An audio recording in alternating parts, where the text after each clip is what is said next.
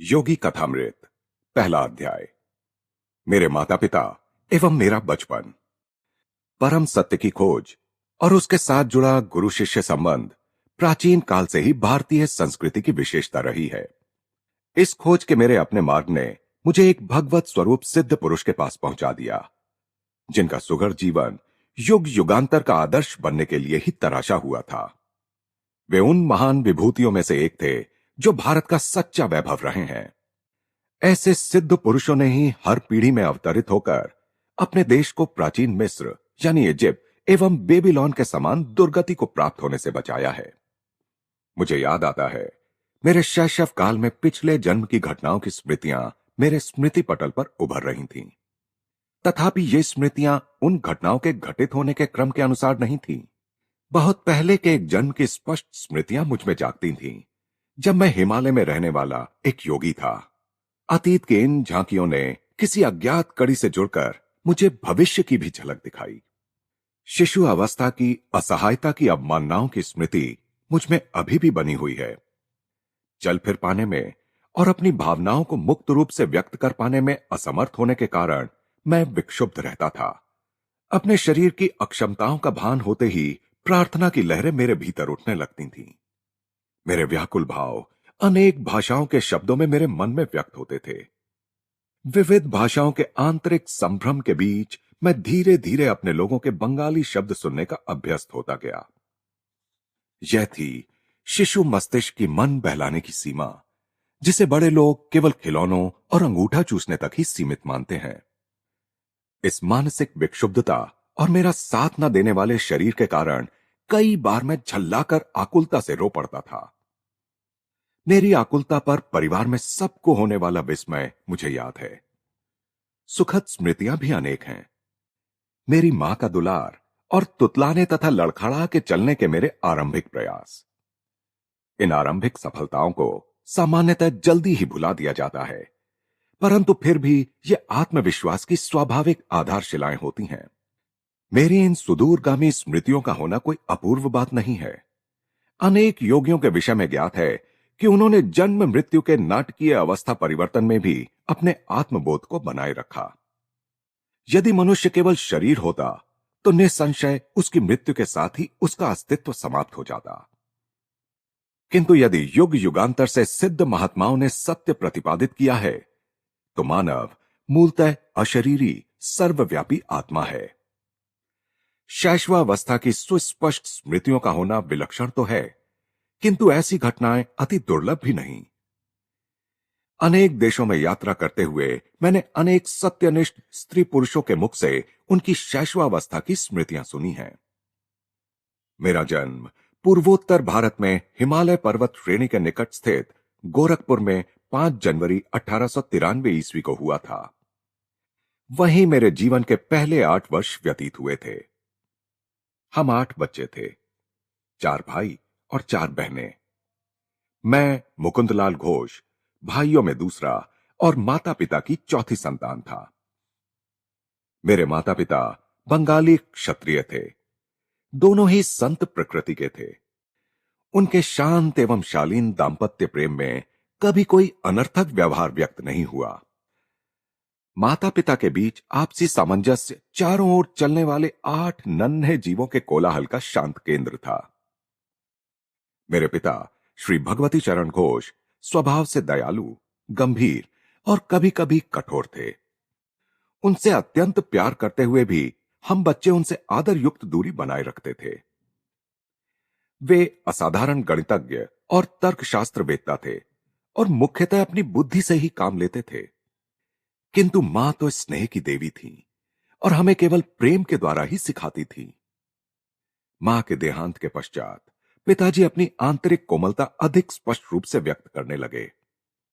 तब मैंने देखा कि उनकी आंखों में प्रायः मेरी मां की आंखों की झलक दिखाई पड़ती थी।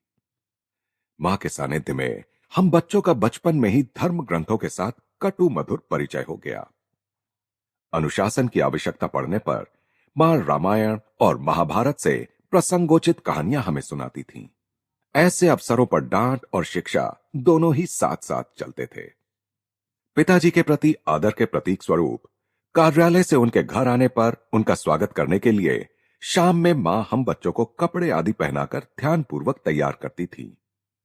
पिताजी भारत की तत्कालीन बड़ी कंपनियों में से एक बंगाल नागपुर रेलवे यानी बीएनआर में उपाध्यक्ष यानी वाइस प्रेसिडेंट के समकक्ष पद पर कार्यरत थे। यात्रा उनके कार्य का एक हिस्सा थी। हमारा परिवार मेरे बाल्यकाल में अनेक शहरों में रहा। मां गरीबों की सहायता के लिए सदा तत्पर रहती थी। पिताजी भी इस मामले में करुणापूर्ण दृष्टिकोण रखते थे, परंतु अपनी आर्थिक सीमा के अंदर ही व्यय करना पसंद करते थे। एक बार 15 दिनों में मां ने गरीबों को खिलाने में पिताजी की मासिक आय से अधिक रकम खर्च कर दी। इस पर पिताजी ने मां से कहा, मैं तुमसे केवल इतना ही कहना चाहता हूं कि कृपा करके अपना दान धर्म उचित सीमा के अंदर करो। मां को अपने पति की यह सौम्य उलाहना भी व्यथाजनक लगी। बच्चों को किसी प्रकार के मतभेद का कोई आभास दिए बिना मां ने एक घोड़ा गाड़ी मंगवाई। नमस्कार, मैं अपने मायके जा रही हूं। प्राचीन धमकी। हम लोग चकित होकर विलाप करने लगे। उसी समय संयोगवश हमारे मामा वहां आ गए। उन्होंने पिताजी के कान में फुसफुसाकर धीरे से कोई परामर्श दिया। निसंशय सदियों से चला आ रहा कोई उपाय। पिताजी के कुछ संधिजनक स्पष्टीकरण के बाद मां ने खुशी खुशी घोड़ा गाड़ी लौटा दी। अपने माता पिता के बीच मेरे द्वारा देखे गए एकमात्र विवाद का इस प्रकार अंत हुआ। परंतु एक विशेष संवाद मुझे याद आता है। कृपया अभी अभी घर पर आई एक असहाय महिला को देने के लिए मुझे 10 रुपए दीजिए। मां की मुस्कुराहट में मनाने की अपनी एक शक्ति थी। 10 किस लिए? 1 रुपया काफी है। पिताजी ने इसके साथ एक औचित्य समर्थन भी जोड़ दिया। जब मेरे पिताजी और दादा दादी की अचानक मृत्यु हो गई, तब मैंने गरीबी को पहली बार अनुभव किया। मीलों चलकर स्कूल जाने से पहले मेरा नाश्ता होता था केवल एक छोटा केला। कॉलेज पहुंचने तक मेरी अवस्था इतनी बुरी हो गई कि मैंने एक धनी न्यायाधीश से मासिक 1 रुपए की सहायता के लिए प्रार्थना की। उसने यह कहते हुए मना कर दिया कि 1 रुपया भी मूल्यवान होता है। मां के हृदय से तत्काल तर्क उभरा, उस 1 रुपए के मना किए जाने की आपको कितनी कड़वी याद है? क्या आप चाहते हैं कि यह महिला भी आपके द्वारा इन 10 रुपयों को मना किए जाने की वैसी ही दुखद स्मृति अपने मन में रखे जिनकी उसे तीव्र आवश्यकता है? तुम जीती। पराभूत पति की सनातन भाव भंगिमा के साथ पिताजी ने अपना बटुआ खोला और कहा, यह लो 10 रुपए का नोट। उस महिला को यह मेरी शुभकामनाओं सहित दे दो। किसी भी नए प्रस्ताव पर पहले नहीं कह देना पिताजी का स्वभाव था। इतनी सहजता से मां की सहानुभूति जगाने वाली उस अपरिचिता के प्रति पिताजी का रवैया उनकी स्वभावगत सतर्कता का एक उदाहरण था। तत्क्षण कोई बात स्वीकार कर लेने में अनिच्छा वस्तुतः सोच विचार के बाद निर्णय के सिद्धांत का पालन मात्र है। मैंने सदा ही देखा कि पिताजी उचित और संतुलित निर्णय लेते थे। यदि मैं अपने अनेकानेक अनुरोधों के पक्ष में 1-2 अच्छे तर्क प्रस्तुत कर देता, तो वे सदा ही मेरी इच्छा पूरी कर देते, चाहे वह इच्छा छुट्टियों में भ्रमण यात्रा की हो या नई मोटरसाइकिल की। अपने बच्चों के बाल्यकाल में पिताजी अनुशासन में उनके साथ दृढ़ता बरतते थे, परंतु स्वयं किसी वैरागी की तरह सरल सात्विक जीवन व्यतीत करते थे। उदाहरणार्थ, वे कभी थिएटर नहीं गए, बल्कि विभिन्न आध्यात्मिक साधनाओं में और भगवत गीता पढ़ने में ही उन्हें आनंद आता था। उन्होंने सारे सुखोपभोगों का त्याग कर दिया था, यहां तक कि वे जूतों की एक जोड़ी का भी तब तक प्रयोग करते थे जब तक कि वह बिल्कुल ही प्रयोग न करने योग्य न हो जाए। मोटर कारें साधारण चलन में आ जाने के बाद उनके बेटों ने कारें खरीद लीं, परंतु पिताजी प्रतिदिन अपने ऑफिस जाने के लिए ट्राम गाड़ी की सवारी में ही संतुष्ट रहे। सत्ता या वर्चस्व प्राप्त करने के लिए धन संचय करने में पिताजी को कोई रुचि नहीं थी। कोलकाता अर्बन बैंक का गठन करने के बाद स्वयं अपने लाभ के लिए उसके शेयर रखने से उन्होंने इनकार कर दिया। उनकी इच्छा तो अपने अतिरिक्त समय में केवल अपने नागरिक कर्तव्य का निर्वाह करने की थी। पिताजी के पेंशन लेकर सेवानिवृत्त होने के कई वर्षों बाद बंगाल नागपुर रेलवे के बही खातों की जांच करने के लिए इंग्लैंड से एक अकाउंटेंट महोदय भारत आए। विस्मित जांच अधिकारी ने देखा कि पिताजी ने उचित समय पर अदा न किए गए किसी बोनस के लिए कभी कोई आवेदन नहीं किया था। उन्होंने कंपनी को बताया, इन्होंने अकेले 3 आदमियों के बराबर काम किया है। पिछली क्षतिपूर्ति स्वरूप इनका 1,25,000 रुपया कंपनी से निकलता है। कंपनी के कोषाध्यक्ष ने उक्त रकम का चेक पिताजी को भेज दिया, पर मेरे पिताजी ने इस घटना को इतना नगण्य माना कि वे परिवार को इसकी सूचना देना भी भूल गए। बहुत बाद में मेरे सबसे छोटे भाई विष्णु ने बैंक द्वारा दिए गए विवरण में इतनी बड़ी धनराशि जमा देखकर पिताजी से इसके बारे में पूछा था। भौतिक लाभ में इतना उल्लसित क्यों हो? पिताजी ने कहा, संभाव को जिसने अपना लक्ष्य बना लिया हो वह ना तो किसी लाभ से उल्लसित होता है, ना ही किसी हानि से दुखी। वह जानता है कि मनुष्य इस संसार में खाली हाथ आता है और खाली हाथ ही जाता है। अपने वैवाहिक जीवन में पदार्पण करने के शीघ्र बाद ही मेरे माता पिता एक महान गुरु बनारस के लाहिड़ी महाशय के शिष्य हो गए। इस संपर्क से पिताजी के पहले से ही विरक्त स्वभाव को और बल मिला। मां ने एक बार मेरी सबसे बड़ी बहन रोमा को एक उल्लेखनीय बात बताई। तुम्हारे पिताजी और मैं संतान प्राप्ति के लिए वर्ष में मात्र एक बार पति पत्नी के रूप में साथ सोते हैं। पिताजी लाहिड़ी महाशय से अविनाश बाबू के माध्यम से मिले थे। अविनाश बाबू बंगाल नागपुर रेलवे के एक कर्मचारी थे। गोरखपुर में मेरे बचपन में अविनाश बाबू मुझे अनेक भारतीय संतों की मन को तल्लीन कर देने वाली कहानियां सुनाया करते थे। वे सदा अपने गुरु की श्रेष्ठतर महिमा के विषय में श्रद्धा पूर्वक कुछ ना कुछ कहकर ही अपनी कहानी समाप्त करते थे। तुमने कभी सुना है किन असाधारण परिस्थितियों में तुम्हारे पिताजी लाहिड़ी महाशय के शिष्य बने थे? गर्मियों के मौसम में एक अलसाए दिन मैं और अविनाश बाबू मेरे घर के अहाते में बैठे थे। तब उन्होंने मेरी उत्सुकता जगाने वाला यह प्रश्न मुझसे किया। मैंने आशा भरी मुस्कुराहट के साथ ना में सिर हिलाया। तुम्हारे जन्म से कई वर्ष पहले मैंने अपने वरिष्ठ अधिकारी अर्थात तुम्हारे पिताजी से अपने गुरु का दर्शन करने बनारस जाने के लिए 1 सप्ताह की छुट्टी देने की याचना की, पर तुम्हारे पिताजी ने मेरी इच्छा का उपहास किया। उन्होंने कहा, क्या तुम धार्मिक कट्टरवादी बनना चाहते हो? यदि जीवन में आगे बढ़ना चाहते हो तो अपने काम पर ध्यान दो। झाड़ियों में से गुजरती एक पगडंडी से उस दिन उदास मन लिए मैं घर जा रहा था कि पालकी पर सवार तुम्हारे पिताजी से मेरी मुलाकात हो गई। उन्होंने पालकी और नौकरों को विदा कर दिया और मेरे साथ चलने लगे। मुझे सांत्वना देने के लिए वे सांसारिक सफलता के लिए प्रयास करने के लाभ मुझे समझाने लगे, पर मैं उनकी बातें बेमन होकर सुन रहा था। मेरा हृदय बार बार यही पुकार रहा था, लाहिड़ी महाशय, मैं आपके दर्शन के बिना जी नहीं सकता। हम लोग चलते चलते एक सुनसान मैदान के किनारे पहुंच गए, जहां सांध्यकालीन सूर्य की किरणें लहराती ऊंची जंगली घास पर चमक रही थी। हम लोग उस मनोरम दृश्य को देखने के लिए रुक गए। वहां उस मैदान में हमसे कुछ ही गज की दूरी पर मेरे महान गुरु अकस्मात प्रकट हो गए। उनका स्वर वातावरण में गूंज उठा। भगवती, तुम अपने कर्मचारी के प्रति अत्यंत कठोर हो। इसके साथ ही वे जिस रहस्यमय ढंग से प्रकट हुए थे उसी रहस्यमय ढंग से अंतर्धान हो गए। मैं जमीन पर घुटने टेककर लाहिड़ी महाशय पुकार रहा था। कुछ क्षणों के लिए तुम्हारे पिताजी स्तंभित हो गए। अविनाश, मैं न केवल तुम्हें छुट्टी दे रहा हूं, बल्कि वाराणसी जाने के लिए मैं स्वयं भी छुट्टी ले रहा हूं। तुम्हारी सहायता करने के लिए जब चाहे अपनी इच्छा के अनुसार प्रकट होने की शक्ति रखने वाले इन महान लाहिड़ी महाशय के दर्शन मुझे करने ही होंगे। मैं अपनी पत्नी को भी साथ लूंगा और इन महान गुरु से प्रार्थना करूंगा कि वे हमें अपने आध्यात्मिक पथ में दीक्षित करें। क्या तुम हम दोनों को उनके पास ले चलोगे? अवश्य। अपनी प्रार्थना के इस चमत्कारपूर्ण उत्तर को पाकर और घटनाओं के इतने शीघ्र अनुकूल मोड़ लेने पर मेरा मन आनंद से गदगद हो उठा था।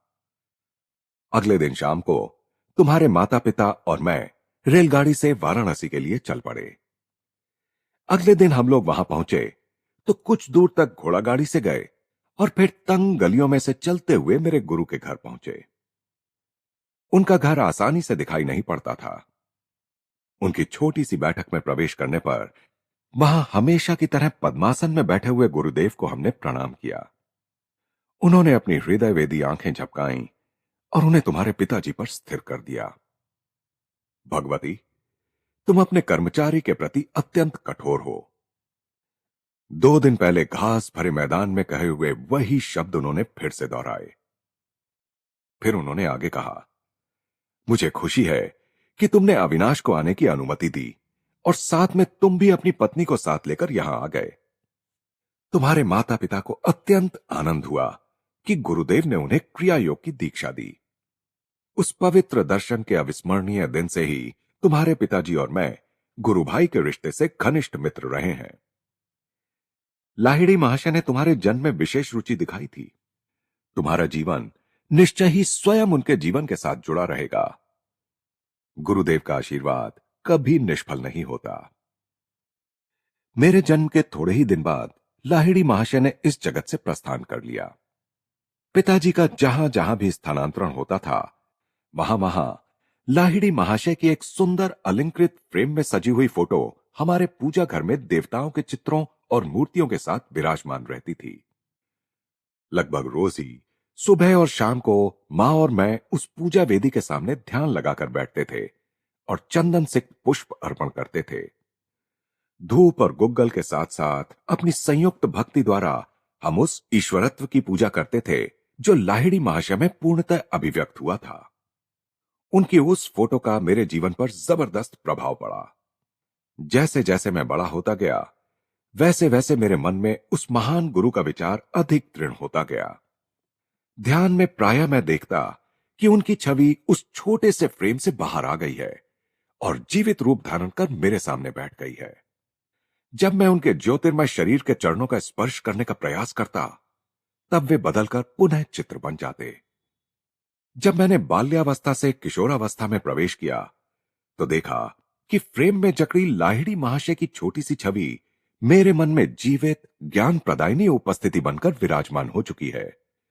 किसी उलझन या परीक्षा की घड़ी में मैं प्रायः उनसे प्रार्थना करता और अपने अंतर में उनका सांत्वनादायक मार्गदर्शन पाता। पहले पहले तो मुझे दुख होता था कि वे शारीरिक रूप में जीवित नहीं थे, किंतु जैसे जैसे मुझे उनकी गुप्त सर्वव्यापकता का पता चलता गया, वैसे वैसे मेरा दुख कम होता गया। अपने उन शिष्यों को जो उनके दर्शन के लिए अति लालायित रहते थे, वे प्रायः लिखा करते थे, जब मैं सदा तुम्हारे कूटस्थ यानी दिव्य दृष्टि की पहुंच में हूं, तो मेरे अस्थि मांस को देखने के लिए आने की क्या आवश्यकता है। लगभग 8 वर्ष की आयु में मुझे लाहिड़ी महाशय की फोटो के माध्यम से चमत्कारी स्वास्थ्य लाभ का आशीर्वाद प्राप्त हुआ। इस अनुभव ने मेरे प्रेम को और भी अधिक उत्कट कर दिया। जब मैं बंगाल के इच्छापुर में अपने पारिवारिक घर में रह रहा था, तब मुझे हैजा हो गया। मेरे बचने की कोई आशा नहीं रही। डॉक्टर कुछ भी नहीं कर पा रहे थे। मेरे बिस्तर के पास बैठी मां ने भाव विह्वलता के अतिरेक के साथ मेरे सिर के ऊपर टंगी लाहिड़ी महाशय की फोटो की ओर देखने का मुझे इशारा किया। उन्हें मन ही मन प्रणाम करो। वे जानती थीं कि प्रणाम करने के लिए हाथ उठाने की शक्ति मुझ में नहीं बची थी। यदि तुम सचमुच अपनी भक्ति प्रकट करोगे और अपने अंतर में उनका चरण स्पर्श करोगे, तो तुम्हें जीवन दान मिल जाएगा। मैंने उनकी फोटो की ओर देखा तो वहां आंखें चौंधियाने वाला प्रखर प्रकाश दिखाई पड़ा, जिसने मेरे शरीर और पूरे कमरे को अपने में समा लिया। मेरी मिचलाहट और अन्य अनियंत्रणीय लक्षण समाप्त हो गए। मैं स्वस्थ हो गया। तत्क्षण ही मुझ में इतनी शक्ति आ गई कि अपने गुरु में अपार श्रद्धा रखने वाली मां का मैंने झुककर चरण स्पर्श किया। मां बार बार उस छोटी सी फोटो पर अपना माथा टेक रही थी। हे सर्वव्यापी गुरुदेव, मैं आपकी कृतज्ञ हूं कि आपके आलोक ने मेरे पुत्र को अच्छा कर दिया। मैं समझ गया कि उन्होंने भी उस तेजोमय ज्योति का दर्शन किया था, जिसकी महिमा से मैं उस साधारणतया प्राण घातक साबित होने वाली बीमारी से एकाएक अच्छा हो गया था। मेरे पास जो कुछ भी अनमोल चीजें हैं, उनमें एक वह फोटो भी है। स्वयं लाहिड़ी महाशय द्वारा पिताजी को दी गई यह फोटो एक पवित्र स्पंदन से युक्त है। इस फोटो के पीछे भी एक चमत्कारिक कहानी है। मैंने यह कहानी पिताजी के गुरु भाई काली कुमार राय से सुनी थी। ऐसा प्रतीत होता है कि लाहिड़ी महाशय को अपनी फोटो खिंचवाना अच्छा नहीं लगता था। एक बार उनके विरोध के बावजूद उनकी और उनके कई शिष्यों की, जिनमें कालीकुमार राय भी शामिल थे, एक सामूहिक फोटो खींची गई। पर उस समय फोटोग्राफर के आश्चर्य की सीमा न रही जब उसने देखा कि उस फोटो में सब शिष्यों के चित्र तो एकदम स्पष्ट दिखाई दे रहे थे, परंतु बीच में जहां उसने लाहिड़ी महाशय का चित्र होने की सार्थक आशा की थी, वहां कोई आकृति नहीं थी। वह स्थान बिल्कुल खाली था। इस विस्मयकारी घटना पर खूब चर्चा हुई। एक शिष्य गंगाधर बाबू ने, जो एक कुशल फोटोग्राफर थे, डींग मारी कि लाहिड़ी महाशय चाहे जो कर लें, वे उनकी फोटो अवश्य खींच सकते हैं। अगले दिन प्रातःकाल जब गुरुदेव लकड़ी की बेंच पर पद्मासन में बैठे थे और उनके पीछे एक कपड़े का पर्दा भी लगा दिया गया था, तब गंगाधर बाबू अपने साज सामान के साथ वहां पहुंच गए। सफलता के लिए सारी सावधानियां बरतते हुए उन्होंने उत्कंठापूर्वक 12 फोटो खींची, किंतु शीघ्र ही उन्हें दिखाई पड़ा कि हर प्लेट पर लकड़ी की बेंच और पर्दे का चित्र तो स्पष्ट है, पर गुरुदेव की आकृति का पुनः कहीं पता नहीं। गंगाधर बाबू का अभिमान चूर चूर हो गया। अश्रु बहाते हुए वे दौड़े दौड़े लाहिड़ी महाशय के पास पहुंचे। कई घंटों के बाद लाहिड़ी महाशय ने इस सार गर्भित वाक्य के साथ अपना मौन तोड़ा। मैं ब्रह्म हूं। क्या तुम्हारा कैमरा सर्वव्यापी अगोचर का चित्र खींच सकता है? गंगाधर बाबू ने कहा, मैं देख रहा हूं कि नहीं खींच सकता, परंतु हे सर्वज्ञ गुरुदेव, आपके देह मंदिर की एक फोटो प्राप्त करने की बहुत इच्छा है। मेरी दृष्टि संकुचित रही है। आज तक मैं यह नहीं समझ पाया था कि आप में ब्रह्म पूर्ण रूप से वास करता है। फिर कल सुबह आओ, मैं तुम्हारे कैमरे के सामने बैठकर फोटो खिंचवा लूंगा। पुनः फोटोग्राफर ने अपना कैमरा फोकस किया। इस बार अगोचर रहस्यमयता के आवरण से रहित उस पवित्र महापुरुष की आकृति प्लेट पर स्पष्ट रूप से उभर आई। गुरुदेव ने इसके बाद कभी अपनी कोई फोटो नहीं खिंचवाई, कम से कम मैंने नहीं देखी। वही फोटो इस पुस्तक में छपी है। सांचे में ढली लाहिड़ी महाशय की मुखाकृति से कुछ पता नहीं चल पाता कि वे किस कुल वंश के थे। उनकी रहस्यमय मुस्कान में ईश्वर साक्षात्कार के आनंद की कुछ कुछ झलक दिखाई देती है। बाह्य जगत में नाम मात्र की रुचि का संकेत देती उनकी अर्धोन्मीलित आंखें आंतरिक परमानंद का संकेत करती हुई आधी बंद भी हैं। इस जगत के क्षुद्र प्रलोभनों से अलिप्त वे आध्यात्मिक सहायता के लिए अपने पास आने वाले जिज्ञासुओं की आध्यात्मिक समस्याओं के प्रति सतत पूर्ण जागरूक रहते थे। गुरुदेव के चित्र की महिमा से स्वास्थ्य लाभ करने के थोड़े दिन बाद ही मुझे एक प्रभावकारी दिव्य दर्शन हुआ। एक दिन प्रातः अपने बिछौने पर बैठा मैं एक गहन दिवा स्वप्न में डूब गया। बंद आंखों के अंधकार के पीछे क्या है, यह अनुसंधानात्मक विचार बड़े वेग से मेरे मन में उभर आया। तत्क्षण ही मेरी अंतर्दृष्टि के सामने प्रखर प्रकाश कौंध गया। मेरे ललाट में विस्तीर्ण दीप्तिमान पट पर पर्वत गुफाओं में ध्यानस्थ बैठे संतों की आकृतियां छोटे छोटे चलचित्रों की भांति प्रकट होने लगीं। आप लोग कौन हैं? मैंने उच्च स्वर में पूछा। हम हिमालय के योगी हैं। इस दिव्य उत्तर का आनंद वर्णनातीत था। मेरा हृदय पुलकित हो उठा। मैं भी हिमालय में आकर आपके जैसा बनना चाहता हूं। दृश्य अंतर्धान हो गया, परंतु रजत किरणें मंडलाकार में अनंत की ओर विस्तृत होती गईं। यह अद्भुत आलोक क्या है? मैं ईश्वर हूं, मैं प्रकाश हूं। यह ध्वनि बादलों की सौम्य बुदबुदाहट जैसी थी।